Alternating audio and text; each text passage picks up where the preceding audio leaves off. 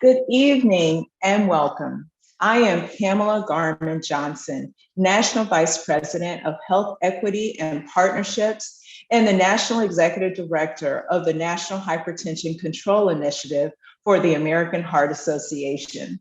I am so glad to be a part of this evening's conversation on the topic of mental resilience and mental health, because they are extremely important to me, my family, and the communities that I belong. The American Heart Association began this series of roundtable events earlier this year with the aim of shedding light on topics critical to the health and well-being of women of color.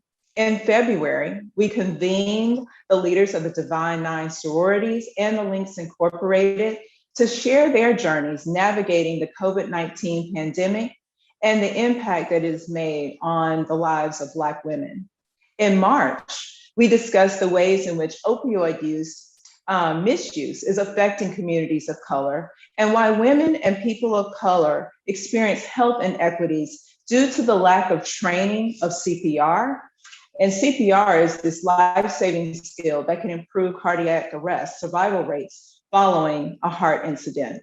Some of you may know that April is National Minority Health Month, and it is important to emphasize the awareness of health disparities. But most importantly, what can we do to close the health disparity gaps? And that is why we are here tonight.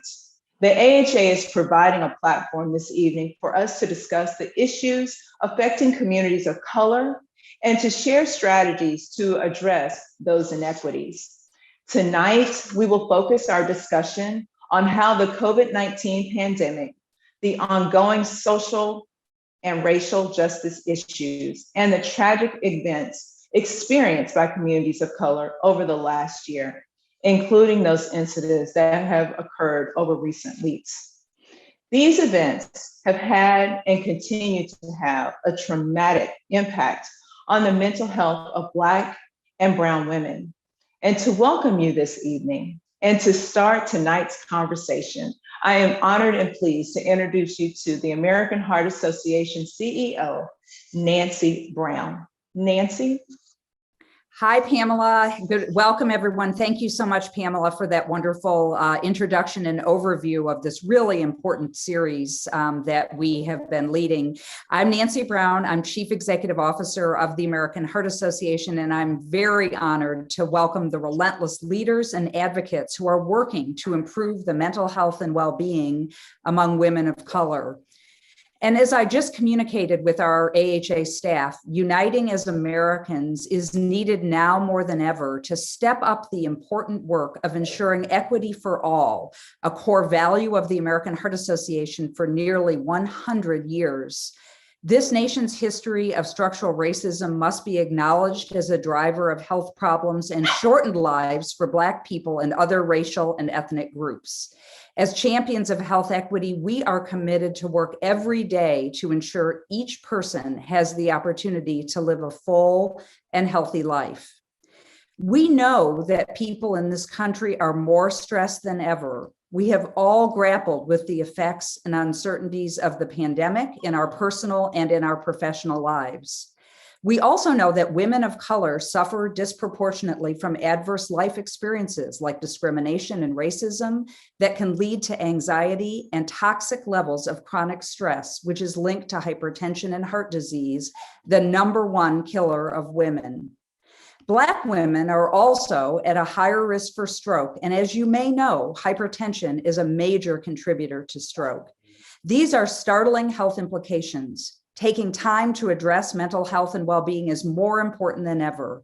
Chronic stressors like long work hours, work-life conflict, and finances may be as harmful to health as secondhand smoke.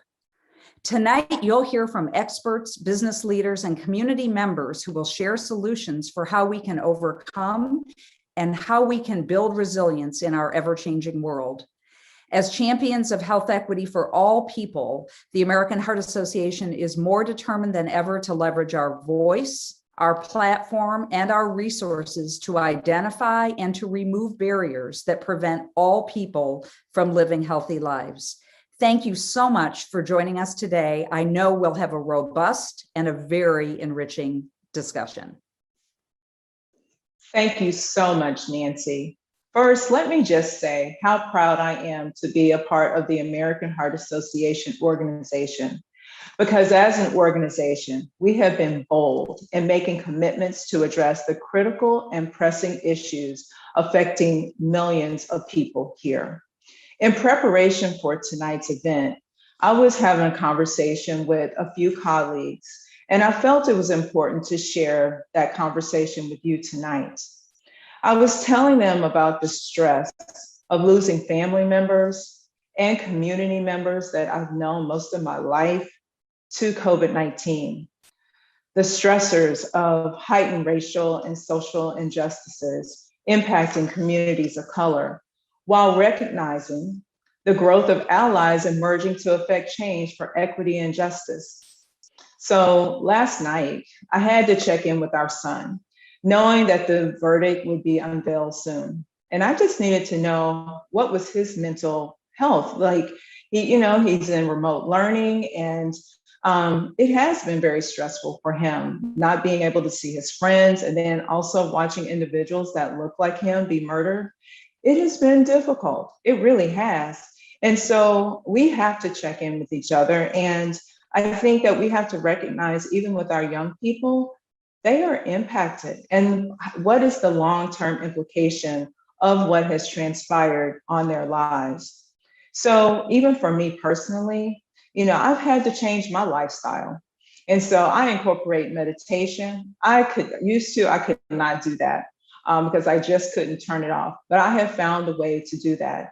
And it's been quite beneficial. I turn off my ringer. I reserve quiet time for myself. And every night we have dinner as a family. So we have to protect our hearts and minds. It is important. And that is why I am looking forward to tonight's conversation. And before I introduce our moderator and panel for this evening, we want to welcome Juliet Adele. She is a 2021 Go Red for Women Real Woman to share her story on the real consequences of stress.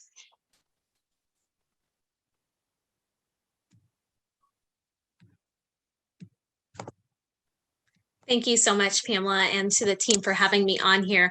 As a first-generation American whose parents came here decades ago from Africa, I do have firsthand experience with the topic of heart health and, of course, stressors.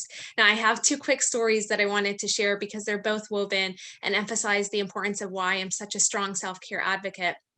And I've been in a unique position in my life. Ever since I was young, I've been a caregiver to my father. And over the last several years, my mother suffered an accident, and I have kind of become her caregiver almost full time. Now, back in 2015, I was getting off work, and I remember debating whether I wanted to go and check up on my parents or just head home. And fortunately, I dropped in to check on my parents. My mom had decided to go in and take a nap because she'd suffered a headache. And it was very uncommon for my mom to complain of having a headache, let alone taking medication for it and trying to nap. So on instinct, I took her in my car and drove her out to the hospital. When I did, they actually airlifted her to a different hospital where neurologists and neurosurgeons were on hand. And what they turned to me and told me was, I'll never forget it. They said, had your mom gone to sleep, she would not have woken up. At that very moment, my mom was actually suffering from a stroke, and like most people, I didn't even have any clue as to what the signs were, what to look for, but I knew that taking her at that moment actually expedited the care that she needed and got her taken care of. Now, fast forward to today in my own personal journey, like most, I changed various seasons in life and honestly left a very toxic relationship, had moved to a different state and taken over as CEO of a chamber of commerce, which essentially meant that I worked too many hours to count, didn't have any boundaries, and ran on coffee only. Add taking care of my mom into the mix after her own car accident recently. Between work and caregiving for her, I essentially acclimated to the new state that I was in, but did not prioritize my health and well-being. About a year and a half ago, I suffered from 2 weeks worth of migraines, and at the insistence of a friend of mine, Brian, he drove me over to an ER. Now at the ER, they actually were trying to plasticate what I was going through and telling me I just had a headache. And I don't know if it was a combination of who I was and being a young female, but I did have to push back and advocate on myself and my patient rights. And so after scans, they discovered that I had an aneurysm. I'd had an SVAD, which is basically a tear between my brain and my heart. The more common way that happens, or that specific issue occurs, is when you have a very strong type of accident or have heavy lifted, neither of which I'd done. And the very rare occurrence that I actually was a part of was that it occurred as a result of hypertension because of stress, and it had reduced my wall, which created that tear. So I cannot emphasize enough that as you're going through your life, as you're taking care of others, whether it's your spouses, your parents, your family, your friends, how much your health and wellness needs to be prioritized first. And cardiovascular disease does not discriminate against anyone, regardless of our age, race, or gender. Young people especially are more susceptible, and for us, stroke is on the rise. Intensify that when you are a minority as well, and when you're a woman, that is even more exacerbated. Now, my journey actually led to me changing my lifestyle entirely. I have an amazing trainer and coach over at Ram Fitness who helps me strength-based training. I also rely on Onus IV to help me with my nutrition and supplements and getting the vitamins I need. And over this last year, I've been blessed enough to go out there and spread my message to women across the state of Colorado through my current title as Miss Colorado for America. Now, thank you so much to the team at AHA and of course for this program tonight. Proud to be a part of the Real Woman Initiative. Thank you so much, Juliet, and thank you so much for sharing your story. I so can relate what it means to be a caregiver for your family, and having to be a long distance caregiver with my brother and sister for our mom. I totally, understand the impact that it can have on you personally and professionally. So anyway, I now have the honor of introducing our moderator for the next hour. And I'm really excited because our last moderator that we had a couple of months ago actually joined us from BET as well.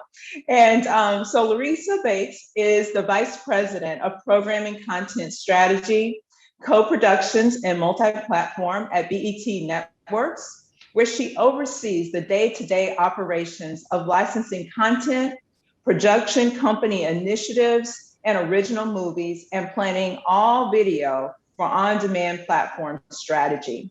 Larissa, thank you for leading this discussion. Thank you. I'm so happy to be here today. Thank you. Arisha Smith is the Chief Revenue Officer for Streamletics, where she leads the internal and external business intelligence for their products. She is one of the first African-American women to work in the advertising technology space for multicultural audiences, crafting multi-million-dollar online advertising programs for the Tom Joyner Morning Show, subsequently Interactive One. As a mom, wife, and entrepreneur, the stress of balancing it all contributed to high blood pressure. And in the past year, she had numbers so high, she thought that she may have had a stroke. Arisha, thank you for joining us.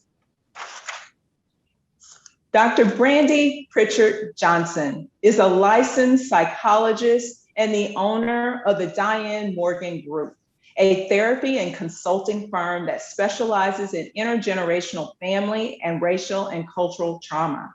The Diane Morgan Group provides therapy, counseling, and therapeutic retreats to men, women, college students, and teenagers. The Diane Morgan Group provides culturally responsive consultation and training services to academic institutions, corporations, and the nonprofit sector.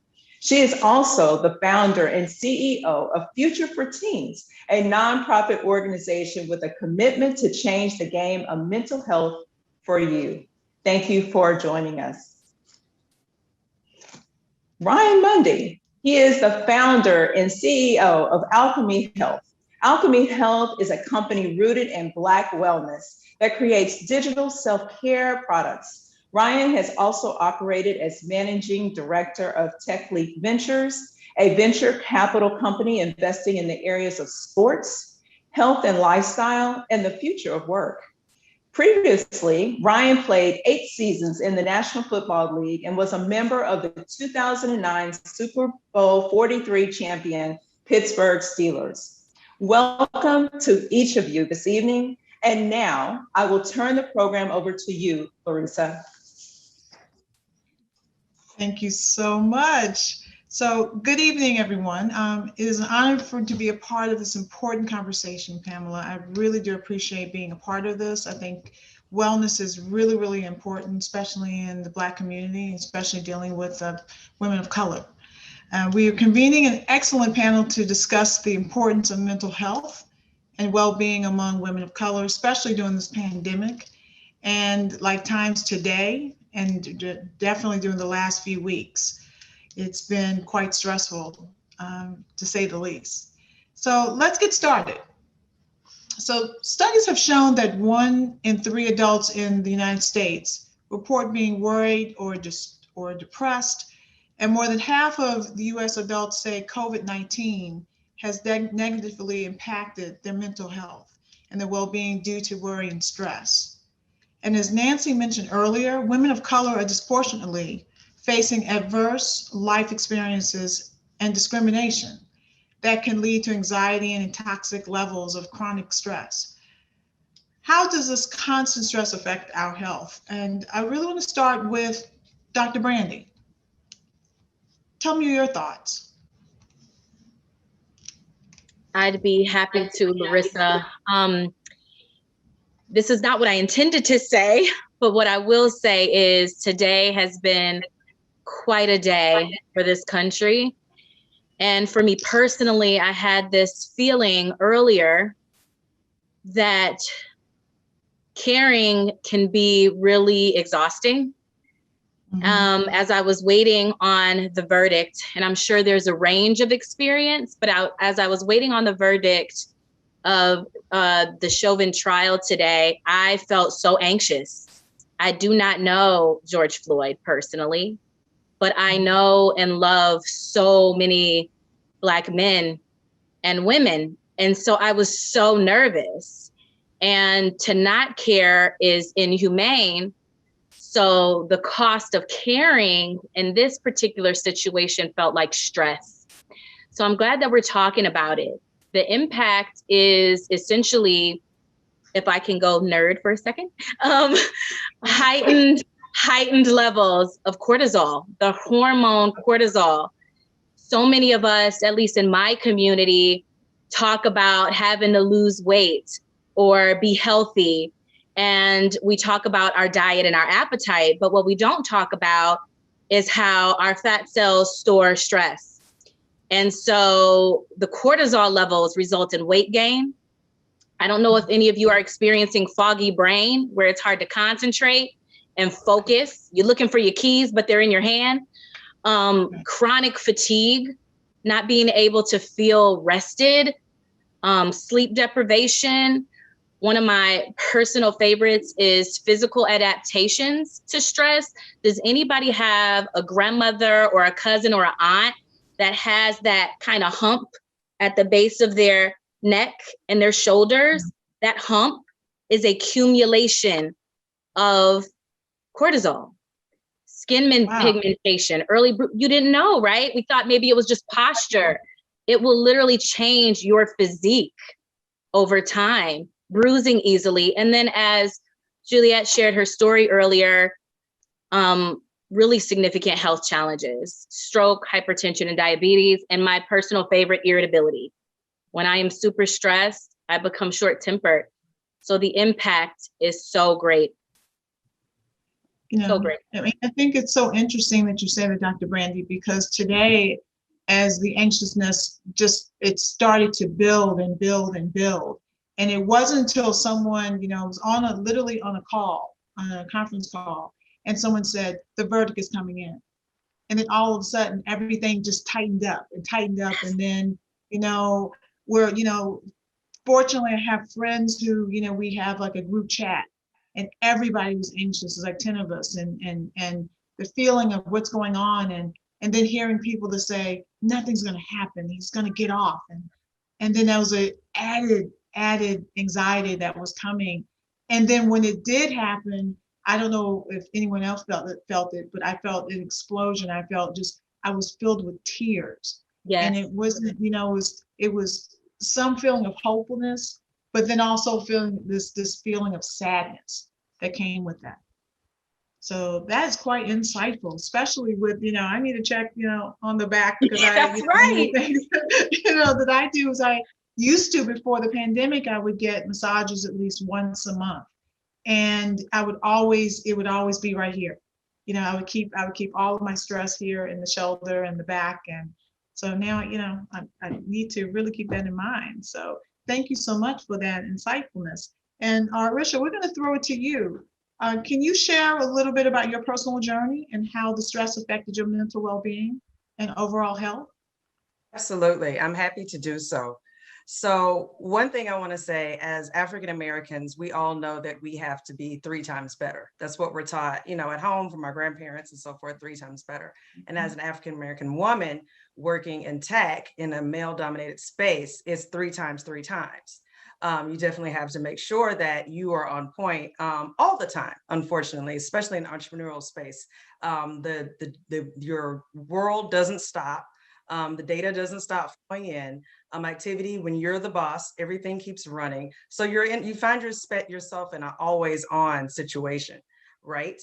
And so from there, in the pandemic, technology saw a spike. So I don't know, I would say, Ryan, since you're in tech, you can probably definitely nod your head on this one. Things for people who worked in technology went up, spiked, as far as more work, more activity, more use cases and things of that nature.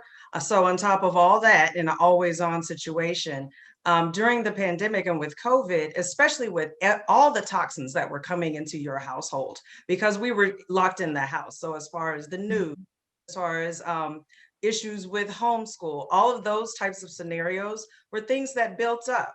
So while you're trying to be the best boss, you're trying to be the best mom, you're trying to be the best wife, trying to be the best PTA leader and so forth, after a while, your body says enough, absolutely enough. And that's what mine did earlier this year.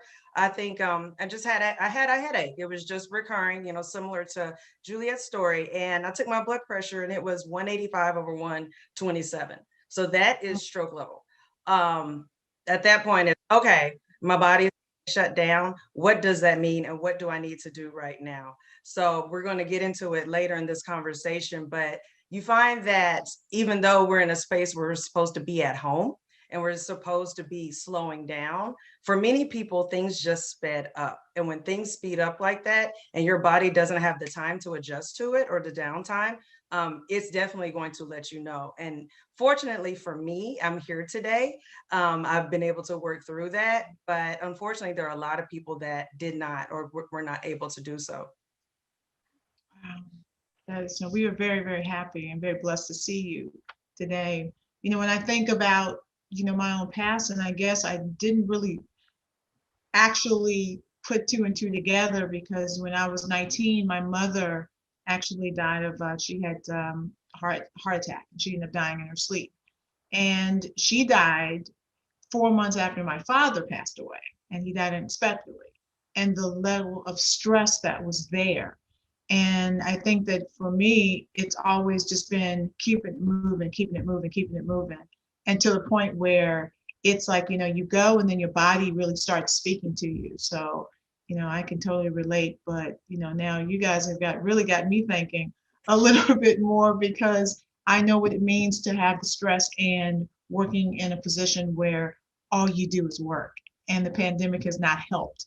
So, thank you so much for sharing your story. Now we're going to, throw it to Ryan. Can you just share with us a little bit about the work that you're doing with Alchemy Health, and to provide how do you think this helps to provide self-care and mental well-being products to people? Sure. First and foremost, thank you for having me as a participant. It's great to be on this panel. I'm really excited to participate in a rich discussion. But just for context, 2020 was a year unlike any other. And a lot of the points have already been said, but just from my own personal lens, I'm a dad, I'm a husband, and I just started thinking about alchemy at the top of 2020. So there was a lot of things that were going on in my world as it relates to just trying to figure things out, feel safe, feel secure. There was just so much gray, and it happened literally overnight. It felt like where like we couldn't go anywhere. I had to become a teacher overnight. I'm still trying to figure out what my business is. There was just so much happening in such a very short period of time. The stock markets were growing, like people were losing money. It was just bad. And when you put all that into a bucket, for me personally, I just had to take a big step back. And I found myself just sometimes checking out, saying like, this is a lot just to handle right now. And when we talk about that stress and that feeling of just, and that general feeling of just feeling overwhelmed, I can personally attest to that because literally around this time last year, it felt like the sky was falling and the world was coming to an end. So I just wanted to, ground our conversation in that and saying that we all face those uncertainties, it feels like. And I know for myself, sometimes I try to put on a strong front and a strong face, but I'm learning to be a lot more vulnerable and lean into, the reality of like what I'm dealing with and really finding solace and saying, I'm not alone in this, right? Like, oh, you're going through it too? Like, how are you dealing with it? And really finding community and opportunities to have shared learning experiences. Because the reality is, some folks can look at me and say, wow, Ryan is really handling it well. But on the inside, it seems, I don't know if anybody's ever seen that meme where like the house is literally on fire and the dog or the cat is like, it's fine. I think we all have those moments. And so really just looking for opportunities to be vulnerable, to be truthful, and learn from others in community. I really tried to, after I found myself and picked up, said, let's turn some things around here. I really tried to focus on that. And that ultimately bled into like my raison d'etre as it relates to alchemy. I as mentioned, I literally started actionizing moving forward on the business in early 2020, but I had been thinking about Black health for a while. My personal experience transitioning out of the NFL, one would think that, like it's all good from there. But the reality is I was walking away from something that I did my entire life and didn't know who I was or what I wanted to do next. And that led to a large bouts of anxiety, large bouts of depression, overwhelming feelings of loneliness, if you will. And I was doing all the right things I thought that I should be doing, like getting an MBA, networking, plugging in with folks, but emotionally, I was not ready for that transition. And I looked at myself and I said, I've been very blessed and fortunate to have resources, yet I don't know how to take care of myself as Ryan Mundy, the man, and more specifically, Ryan Mundy, the Black man. I looked out into the marketplace and into the world and didn't really see myself reflected or communities that would help me figure that piece out. And then the other part of it too was my family during my transition time of roughly about 4 years from 2016 up until literally this year, have been hit with a laundry list of chronic disease and illness, everything from heart attack, stroke, Alzheimer's and dementia, type 2 diabetes amputation, more anxiety, depression because of these issues, et cetera. It was just a lot. And it felt like it was kind of raining. And I just asked myself one very simple question. Who is principally focused on the trajectory of Black health? Combining my experience, the lived experience of my family, I didn't really see anybody who was principally focused on it. And I thought that was troublesome, particularly in the times that we're in right now, where I believe the Black community is the most influential community globally, but we're also the most at risk and sickest. And so that really lit a fire under me to go out and start alchemy, but specifically as it relates to what we lived through in 2020, the overwhelming need that I saw, because the healthcare spectrum has holes in abundance. And literally I could have threw a dart and said I could start anywhere, but I wanted to make sure we had the right foundation. And the year of 2020 really bubbled up and said that mental health was the right place for us to start, for us to reconcile our history, deal with our traumas. And ultimately, I leaned into the fundamental truth of a healthy life starts with a healthy mind. And so we are principally focused on making a significant impact on the trajectory of Black health, and we're rooting that mission in mental health. Wow. Great. I mean, that's very amazing. And I'm very impressed with everyone here because I think that it's so important that, we do start with mental health. And, one of the things that I try to do from just an executive perspective is, we're actually, the last couple of years, we've been focused on, for BT Her, short films, and we've been talking about mental health. And so we have highlighted depression, we've highlighted, deeper like bipolarism.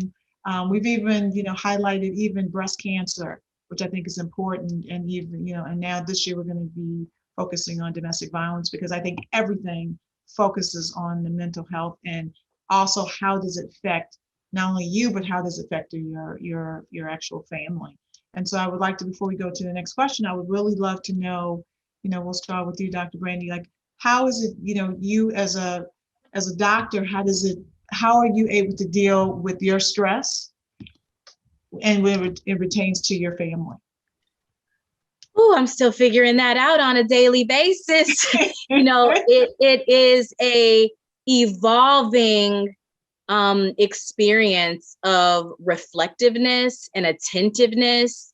Some of the things that I do very personally is I'm all about the meditation. I know that was mentioned earlier. I'm all about music and the arts and how that both validates and affirms me, but then also liberates and encourages me. I am a crier. I am okay with that. I'm the one that cries at the happy commercial, and I cry when I'm in pain or in anger. And so I think just learning to embrace and accept and surrender to whatever my genuine lived experience is in the moment. Seeking support from my husband, my partner, my children. I'm good for a fun dance party. So there are so many different things that I do, but I think the most important thing is just the self-check-in. Because it's tough and we're in it together. Mental health providers are not immune to this. We're doing it with you. I love that. I love that. Arisha, so how is it, you are handling the stress and, I know we talked about self-care, but how do you also, be able to interject your family? Absolutely. Well, first and foremost, myself, I had to teach myself this, but I think we as Black women, ask for help. Start right there. Ask for help. Ask for help from your partner, your spouse at home. You don't have to do everything. You don't have to be the superwoman. You don't have to control everything. So asking for help is first and foremost. Secondarily, within your household, ask for help, and in your village, ask for help. So find your village, your sense of community. After that, if you have the means, pay for it. We had to get a nanny. We had to get a distance. My oldest son he has learning differences. So we had to get a distance learning tutor. We had to get a pod school. I mean, whatever we needed to get, it was okay to pay for it now, then to pay for it within my health later on in a longer, more negative effect. Secondarily, what I do is I manage my toxins. I touched on it earlier, but I'm watching what's coming in to my house from content on television, music, food, things we're taking in on a 360 basis. What I can do is manage what comes into my house and in my household is I manage that. And then lastly, move around, stay stimulated. So it's taking walks. It's when things open back up, going back to Pilates, make sure that after that conference call, don't do marathon calls, get up, walk around in between conference calls so that you can manage that. And within all that, I think Ryan touched on something important, which was finding a community. So at Streamlytics, we have access to first party data. So we see what African Americans are doing as a whole during this pandemic. And what's amazing is we saw that exact same trend or those exact same things. So people were managing what type of content they were watching. They weren't watching the news as much because it was just bad news all the time. They were looking at comedies, they were looking at dramas, they were looking at retro things that brings us back to feeling comfortable, like a different world, things like that when things were good and happy for us as a community. Another thing that we noticed is that people were watching not just crime shows or dramas, but things that had happy endings. while we couldn't control, again, what's happening right now, what we can do is escape into somewhere that's got a similar, theme. There's something going on, but there's a happy ending. So when you manage, again, what you're bringing into your house, what content you're pulling in, what you're listening to, your music, that's really just creating your own Zen space and creating a set of peace so that those things aren't able to come in. And when, you are different challenges or different stressors, whether it's what's going on at school with your kids or working with your different businesses or your job, you're ready for it because you've taken the time to build yourself up and to pour into yourself. Very, very nice. Very nice. Well, it's so funny we talk about like what do you do in terms of trying to de-stress. One of the things that I do, is I actually have an Instagram page, and I decided during the pandemic that every day I would post at least 1 or 2 posts that would make people laugh. They would be awed by maybe the dancing or the singing or something that is actually really is jiving. And I've been doing that for, over a year. And people, will ask and they'll laugh and they'll say, well, where did you find those things? I said, I don't find them, they find me. Because now people are actually starting to send me, and they know that it's the one thing that it cheers them up. And even, some of the, producers or writers or whoever, they follow me and they said, I really enjoy seeing that. And it's just one of those things because I have I insomnia, like you wouldn't believe. I've probably had insomnia since I was about 15. But when I do get up and, I love just sort of combing through and finding that happy place and to be able to share with, with the people of my community and being able to at least each one teach one, each one entertain one, or helping other people. For me, growing up in the South, it's, a part of it to you don't even think about it. It is, our job is to help other people and to bring the community together. And so I want to just throw it to Ryan when he talks about the community. Let's talk about your community of your family. Let's talk about, I'd like to know, in terms of what you do as a father, like your child, your children, and your wife. So we'd love to know, your thoughts on some of the things that you do as a caregiver, as a husband, as a business owner. What do you do in terms of making sure that everybody's sort of even keel and being able to relate to the stress? Yeah, I'm naturally kind of straight. I don't get too high on the highs, and I don't get too low on the lows. And there's pluses and minuses to that. But my role as a figure in my household is to do just that, steady the ship. I'm outnumbered in my house. I have a beautiful wife and 2 beautiful daughters. And so, I'm very blessed and fortunate in that regard. And I think a lot about, what type of example and leadership I'm putting on display on a daily basis. And I'm always in kind of like self-check mode, if you will. Because I do, particularly with my young daughters, I'm understanding that like I'm literally laying the foundation for their perception of men, fatherhood, of husband, just men in general. And so I'm very acutely aware of that. And I'm also, I work to be very intentional. However, I am not perfect. And so, I always try to lead with that. But the biggest thing for me, putting in context of like how I take care of myself, my oldest had the opportunity to watch me compete as a professional. She was very young, maybe like 2 or 3 years old, but my youngest never had that opportunity. She has no recollection of she knows that her dad played professionally, but that concept and really what that means and what it took to get there, she has no grasp of that. And so I'm always just very mindful of putting up, when we talk about leading and setting an example, I'm always mindful of exercise is important. Nutrition is important. My kids see me working out on my Peloton. My kids see me coming upstairs drenched in sweat. They see me hydrating properly. They see it, and I'm working to get better on this, but they see me openly communicating with my wife. And these are all really important things that I just work to lay the foundation with for them, particularly this year again. You know, and I always try to put myself in their shoes. You know, virtual learning was a whole new thing for them. And like, how am I best parenting them through this process? Because I could tell you this, I'm a lot of things, but I am not a teacher.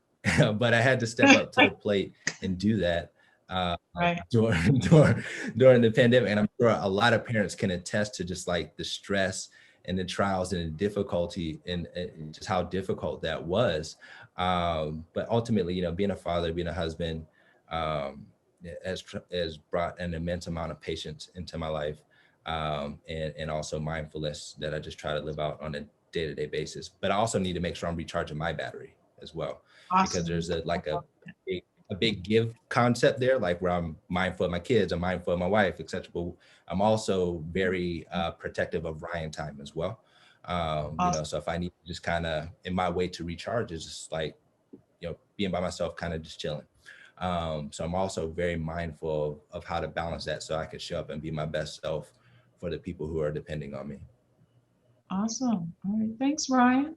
So, you know, I would love to, let's talk a little bit more about, you know, with the COVID and dealing with, you know, the strategies that come with having to basically see a world where it just shut down and having to now I know that, you know, I want to start with Arisha because she talked about how she had to change her well-being and how to deal with it. But I think even the added stress now of COVID-19, which is not gone away. And, you know, and I would love to talk a little bit about how people are feeling when you have to deal with other people who are added stress of not wanting to get the vaccine or not wanting to wear a mask, something that simple that could actually save your life. I mean, for me, you know, I've actually, you know, had a friend that she was a nurse, and she passed away early on in March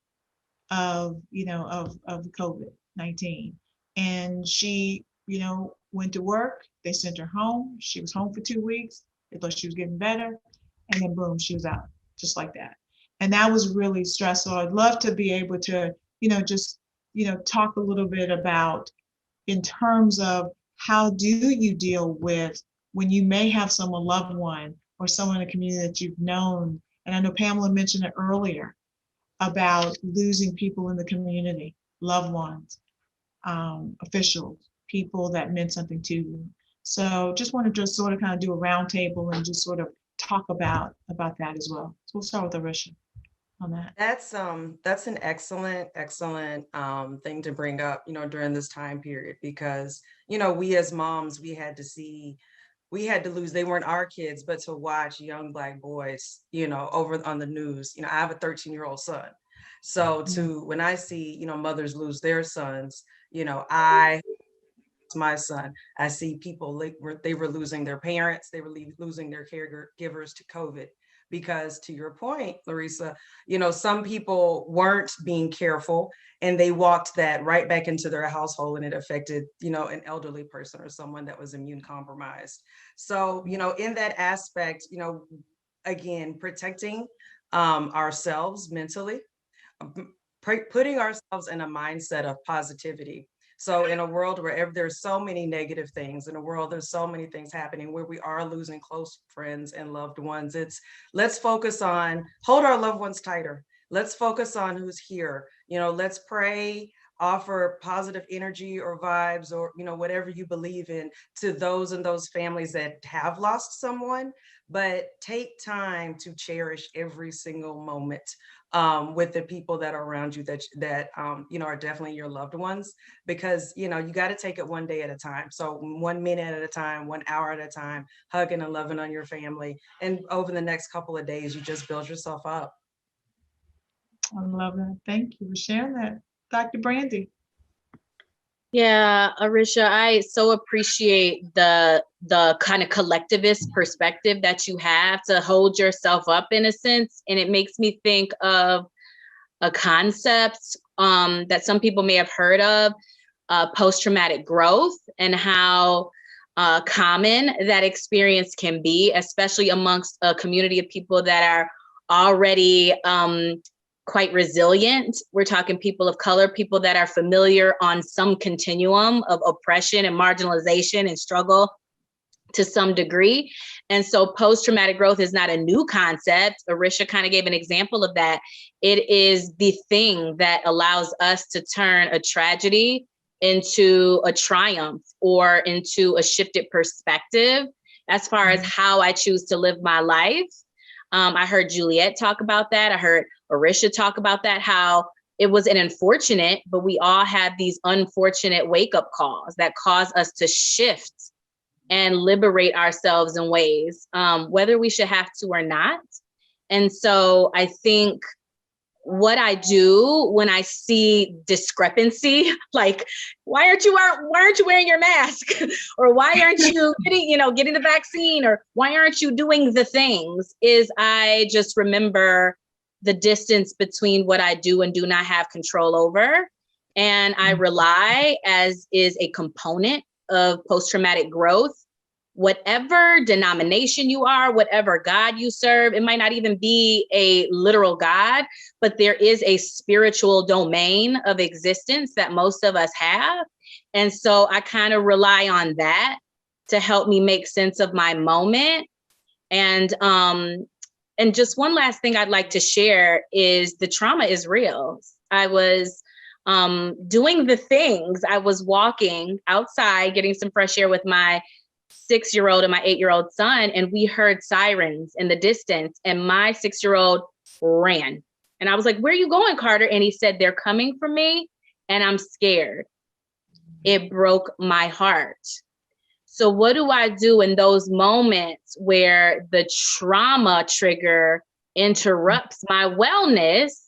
I just breathe and I acknowledge, as a form of modeling for my child, you're scared. Tell me what you're scared about. And I know that's hard. And then he's so brilliant that sometimes I get stuck. But I appreciate what Ryan said about the kind of social modeling, the modeling of acknowledging emotion and acknowledging the range of our lived experience. So that's what I'm working on. Ooh, I'm telling you. I know it's a lot. I mean, it's just a lot. I mean, I think that when you think about we as women, we live complicated lives. We're not just, it's not a fairy tale. It is, when I tell people, the joke is like, the struggle is real, right? Every day, and especially now being at home, where you get up in the morning and you go directly to the computer and you're on Zoom calls all single day, and then you are beginning to eat, and then next thing you know, you're like, it's the end of the day. You might, then you got dinner and you got kids, you got, all these other things, right? So I think that one of the things that I don't want to get off topic too much, but I want to talk about people who are watching tonight. Maybe we can provide them with some techniques, some ideas that can help them, because a lot of people is like, what do I do? If I'm stressed out, I've got to cook, I've got to clean, I've got to work, I've got to take care of kids, and now I got to be a caretaker, I've got to be, a teacher, I've got to do all these things. What are some of the techniques? I'm going to just throw that let's start with Ryan, in terms of, if people are watching, what tips would you give them in terms of when we're talking about wellness and we're talking about mental health? What are some of the tips that you would give people? The first thing I would tell them is to go to www.alchemyhealth.com. All right. Check us out. But I do think that bleeds into just like a greater theme of like seeking resources, seeking community, and being proactive in being a self-advocate for taking care of yourself. And trust me, I've lived through it, right? Where it's very simple and easy to say, like, yeah, be your own self-advocate. Really hard to do, particularly when you're already trying to battle anxiety, depression. I've been there. And so it's I want to make sure that I acknowledge that for sure, because it's very simple in theory, but in practice, it can feel like a weight, where literally there have been times where I felt like I just can't move. I can't do anything right now. And I get and I respect and I acknowledge that. But I think the theme is to be proactive and not sit and wait for something to happen or for something to change. Really just asking around and as I mentioned before, really just kind of leaning into it and finding the opportunities for shared connection, shared experience, and whether it be a large community or a small community or just an individual where you can go to and just kind of unload on. There was a concept I was thinking of for a while where it's just called like a you good buddy, throughout our community. Like when we greet each other, a salutation is like, hey, you good? And the answer most of the time is like, yeah, I'm cool. But a lot of times I'm not good, right? I am not okay, but I'm just telling you that. So that's like a continual like suppression, if you will. But we need to find, 1, 2, 3 people that when they ask us that, we could give an open and honest answer. I would highly recommend finding, I guess, a you good buddy, if you will. Somebody good. I like that. Yeah, a you good buddy or somebody you could, when they ask you how you doing, you could just go like, man, or girl, let me tell you about it. And really just kind of unload and work through things. I think that is really important. But then additionally, just finding the modality or the practice that helps you get into a good rhythm. Because the reality is we need to be proactive instead of reactive, right? So like what helps us avoid the stress? What helps us avoid the anxiety? Is it meditation? Is it exercise? Is it a good diet? Is it hydration? It's different for everybody. So I would just encourage everybody watching to try different things, really get in tune with your body and your mind and figure out what works for you, because the reality is what works for me may not work for you, and that's okay.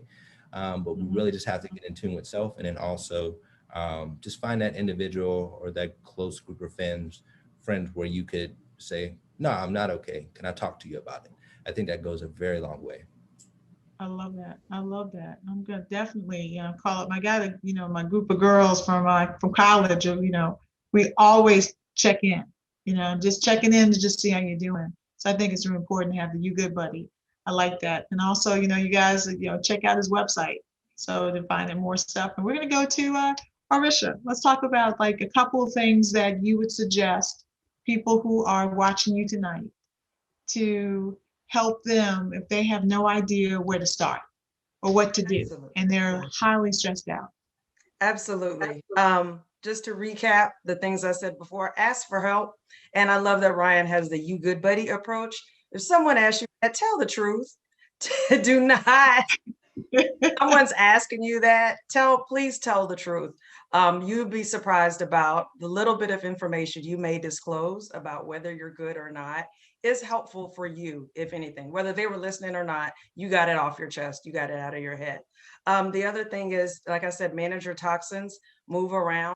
And lastly, I love what Pamela opened us up with, talking about some of the things that she does, which create your boundaries and, manage them.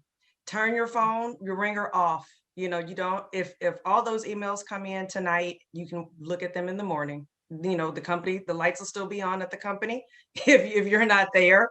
So turn your ringer off, turn your phone off, create some boundaries, spend some time with the children, but even you're with the kids all day in the house, create some boundaries with your family members as well. The kids can go to bed at 7, and that way you're not waiting until 11 and 12 o'clock to have time for yourself.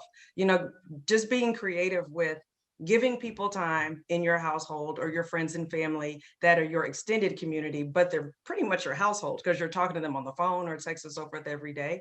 And then create your boundaries to where you can focus on yourself and you can make sure that you can show up when it's time to show up because, again, you've poured into yourself. Love it. Love it. And Dr. Brandy. Yes, I would echo everything and recite everything everyone else said, but I think Ryan also spoke to this notion that, I think one of the greatest consequences of mental health challenges among people of color primarily is that we wait so long to acknowledge. The resilience is almost a double-edged sword because you don't notice until you're getting headaches. You don't really notice because it's just a normalized way of life. So I think first is really training your mind and learning how to be attuned to your body and to surrender, acknowledge, and name, even just for yourself, what you're experiencing, because you can't ask for help if you don't even know you need help until it's like debilitating. So acknowledge and name what you're experiencing. Every shrink talks about journaling, but there's some intention to that. There's all these inputs throughout the day. There has to be a way to make a withdrawal, to like get that out, the toxins. So being able to write and journal is a way of getting it out and acknowledging it. And then definitely the humility of asking for help and staying active and just training your nervous system. Meditation does not come easy. You have to learn how to do it. It's like working out. And there's plenty of apps and resources for that. Liberate is one that I would recommend. Calm is another. And then, you know, like Ryan said, go to alchemy.com and find a mental health provider. You don't have to wait until you need it. Just call and say, what am I supposed to do? And they will help guide you.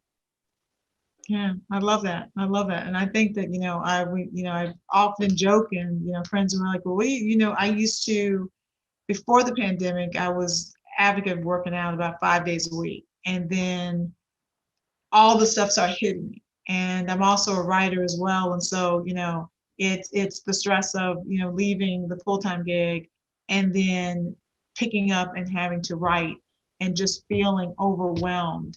And I know for me, it's a lot of times just like taking a step back, taking a little chunk, do what I can, pull back, listen to calm, trying to get to sleep, trying to eat healthy, all those things. And that could be added stress right there, just trying to do so many things. And so, I asked the same question I asked you guys and saying, what would I suggest? It's like literally just take the time and, like you said, walk around the block. Enjoy the flowers, now that it's getting warmer, except, for you guys, it's snowing, but even then, being outside and enjoying the little bit of chill and the cold air and whatever it is, like, something about nature and something about being able to bring the calmness to you. So I just think that it is just so wonderful to be able to be among people who are so knowledgeable and caring about other people and the well-being. And I thank all of you guys for being here and just allowing me to ask you questions. And and I know that we're coming at the end, but I wanted to just ask if you had any other parting words that you would want to give your viewers here, because I know that I looked down and it was like so great to be able to just have that dialogue. And I think it's really, really important that we continue to have these kind of dialogues. So we continue to have more, we should be working more in the sense of a community, because I think that all of us can get, dealing with the added stress. And so I just, I thank you very much. And I also want to just basically we're coming to the end of the night. I want to thank everybody on the panel and providing your wisdom and your insight and with helping. But, what I take away is really about what it means with wellness and, and what we can do to make sure that we can only give from our overflow. And I love it when we're talking about, Arisha says, boundaries. Mm-hmm. And Dr. Brandy's talking about, making sure that you bring in the meditation. And Ryan is saying how we're making sure that we take care of self. You have to take care of self first before you can just take care of everybody else. So I just wanted to thank everyone. And I wanted to basically also thank Pamela and to bring her back on to see if she has any words that she would like to share, some advice that she would like to share to our listeners tonight. Well, first of all, thank you all so much. Larissa, you were absolutely amazing moderating this panel. Thank you very much. And to Arisha, to Dr. Brandy, Ryan, to Juliet for sharing her story, and to our CEO. We are so thankful for this conversation. And I do want to wrap up because when we started out, we said that we talk about health disparities. You know, people of color are at greater risk. But you know what? We talked about solutions tonight, and that's what's important. What are we going to do to address these health disparities? And I think I wrote down so much, and I'm proud to say that I've incorporated many of them in my life, but we've got to get others to do it as well. Because we have to manage our lifestyles, we have to find balance. Many of us are secretly suffering because we don't want to ask for help. And so I just want to run through really quickly what I heard. One is grace and mercy. That was the one that someone said this today, one of our leaders said it today. And it's something actually that many of my friends say all the time is grace and mercy. We have to give it to ourselves. Don't be so hard on ourselves because we are not perfect, as Ryan stated, but we also have to give grace and mercy to others as well. Asking for help. You know, sometimes we just have to say, you know what, I need help. If I'm gonna have to go and lean on a friend to say, hey, you know what, can you help me out with my child? Can you go and pick them up? Whatever, just that little bit gives us just a little bit of freedom and room to breathe.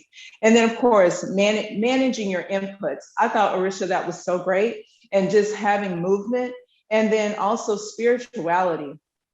Whatever that may look like for you, as Dr. Brandy said, I thought was really important, and communication. Now, Ryan, I have to tell you, I hope my husband is listening to about the importance of communication, because I think there were a lot of women on the call tonight that were like, oh my gosh, he recognizes that sometimes they just don't effectively communicate. Yes. I think that was a win. Yeah. I don't want to have Robin too much trouble there. But yes, I'm just solely speaking about the lived experience of Ryan Mundy. That's it. We will leave it at that, Ryan. We will leave it at that. And then just vulnerability. You know, with each of us that shared tonight was leaning into being vulnerable, being open to being able to self-advocate, which was another one. And then, of course, this you good buddy. Somehow that is going to show up in something that all of us are going to lean into at the AHA somewhere. But I love that you good buddy. And then the journaling, the meditation, and I will leave with the importance of mental health providers, because, you know, sometimes I think that we are scared to seek that advice because it's been taboo. But what I have been witnessing during the pandemic is more and more people of color talking about them seeking help, and that's important. And so I just want to say that, you know, the AHA, you know, we have a mission, and that is to be this relentless force for a world of longer, healthier lives. We can do that by having powerful and influential experts like yourselves to be able to share your message boldly and broadly, because that's how we will address health disparities. So I get to talk about what's upcoming. So I talked about this has been a series, and we have one coming up on May the 11th. It's for National Hypertension Education Month. And so we will have our final Empowered Women's event on that day. And this is where we are going to focus on maternal health inequities. And when you hear those statistics, they are quite alarming. So what I'm going to ask you to do is incorporate just one thing that you heard tonight, just one. And I promise that you will see a transformation in your life.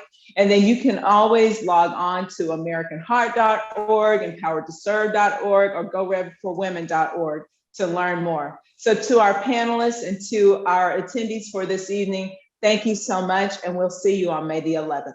Take care. Thank you So much.